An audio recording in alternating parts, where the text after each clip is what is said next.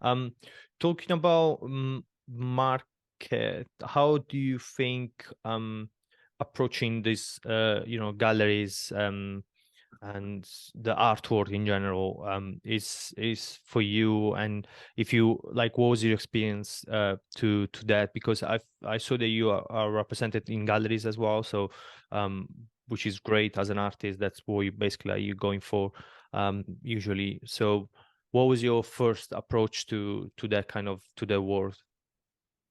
Mm, it was a lot of experimenting, really, Mm, knowing what the galleries expect out of you, what they need to see, and what they want to see. It's all different.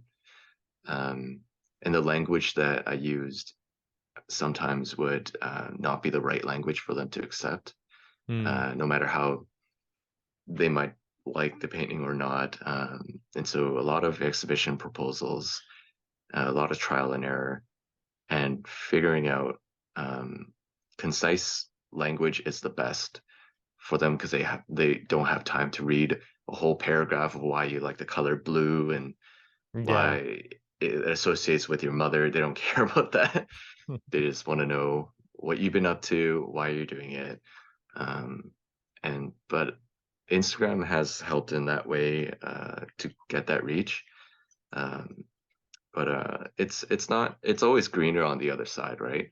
So Yeah. even though you're represented, there's a lot of cons that are associated with that, as well as the pros. Is people think you're now an artist and you're full time, but it's not really associated with that. It's quite romanticized Mm, because even though you're represented, you might not make any money because the galleries that's representing you aren't finding the right market, or they don't have the right clientele for your style, or it's just a huge recession yeah. economic wise. There's so many reasons and variables that come into it.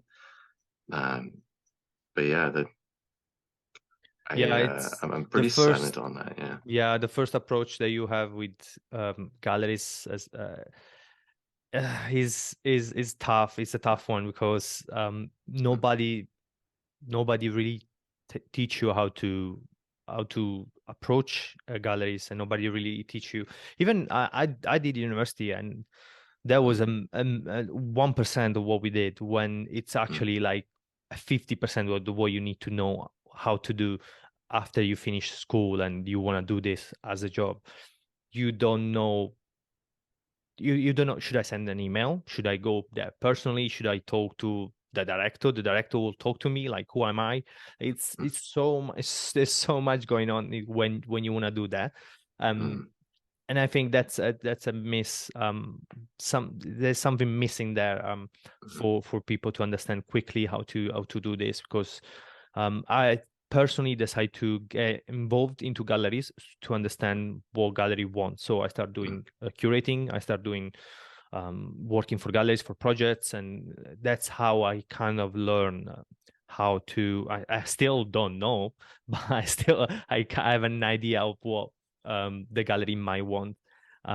But it depends as well, because if I do my drawings, they are more like uh, conceptual, contemporary art, and when I do my paintings, are a mm. bit more commercial art. It's so what you still need to learn how to do both, like how to talk to both, which is, yeah, Yeah, it's a complicated and thing. so yeah, I mean, schools can teach you enough, but it's one of those things. I think it's similar to someone trying to teach how to do stand-up comedy. Hmm. You can learn how to make jokes, you can learn how to go up and not be afraid and be confident, but in the end, you need to just do it and learn how how you're gonna go through your life and experience to talk to galleries. I mean, the way I learned is to just show up to their openings and thank them for putting on the show, tell them what you like, what I didn't like. And that really helped build a relationship first. And Hmm. whenever they asked if I'm a painter, I would always say no. Because A, I wasn't ready back then, and B, I didn't want to sort of tarnish that sort of genuine connection at the Hmm. beginning. because yes, I want my pieces in that gallery, but that's not the main important part. I want to know the director first. I want to Mm, know what makes them happy, sad, or um, and get to know who they are before telling them what I do. mm. And so that's how I found my way. But I'm not sure if that's like something you can be taught too, right? Yeah, So, yeah, because you need to have the confidence as well to do it, and yeah. you don't you need to be good at that as well, like making Hmm. those kind of personal connection. It's Hmm.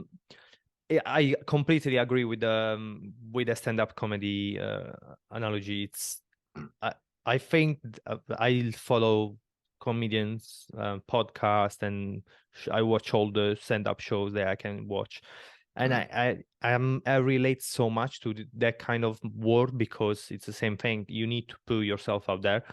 If you People can teach you how to do it, but as you said, if you're not doing it, it's Hmm. that it hands there. Like, okay, I know how to do it, but if I don't do it, if I don't go there, if I don't go on that stage, I will never learn what works and what doesn't work, what jokes works and what jokes doesn't work. Hmm. If I don't go into a gallery, I never know that gallery and what they like, what they don't like. If I don't put a show up, I will never know if I'm able to put a show up. So I completely agree. It takes a lot of balls to do that kind of things. But obviously, if you really care about and if you really believe in what you do, I know it sounds really cliche, but if you really believe in what you do, you need to find a way to break the wall, and because that's the only way to get through the into the galleries. It's the only way. You need to make Yeah. those connections.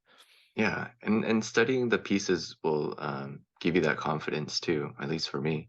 Mm. I went to the galleries after reading a lot, and because in Canada we don't have the Louvre, we don't have the Tate, we don't even have MoMA here.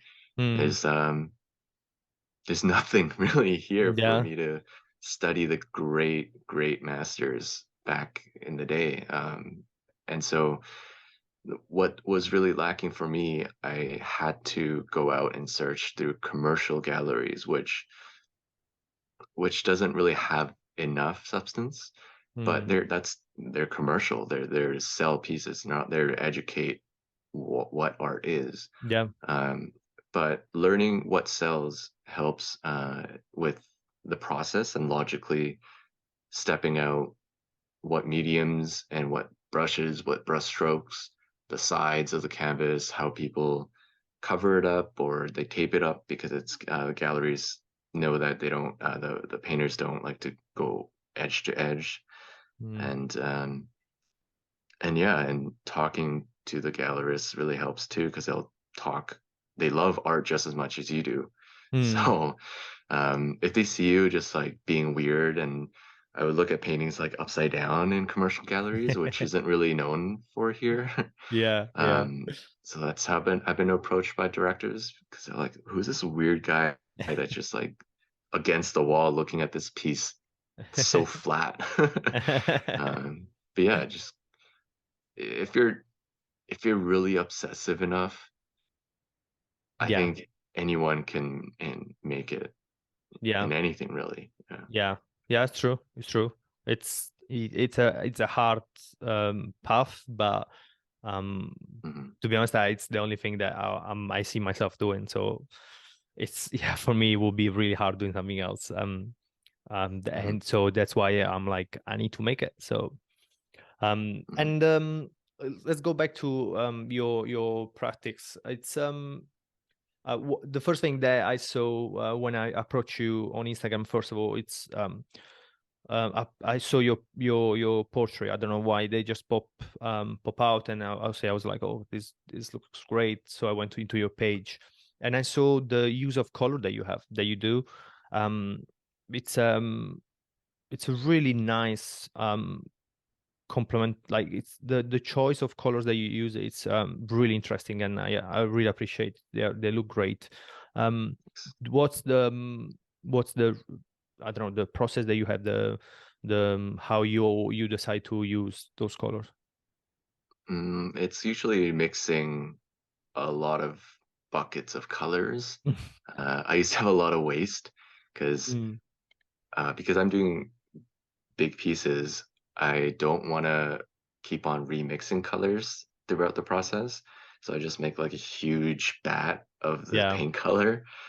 And it'd take me, some colors it would take me like a year to finish the bucket, but some others like I just have to throw it away because it's molded or it's waste. But yeah, the colors I choose come from the muted, warm tone colors. I just really like that palette. I don't know Yeah, why, but it it's a great, speaks to me.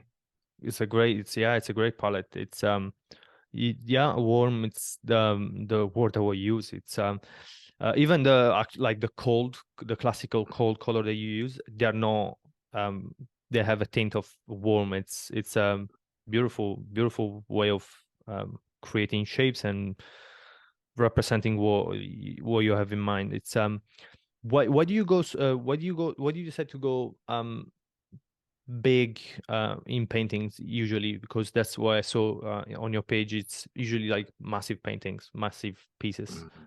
Is that Mhm. do you think more you feel more comfortable in doing bigger pieces than smaller, or Yeah, I feel less claustrophobic, and I could just like make a Hmm. huge brushstroke, a gesture, and just commit to it. I think is what I liked. And so So just movement is make them something that, bigger.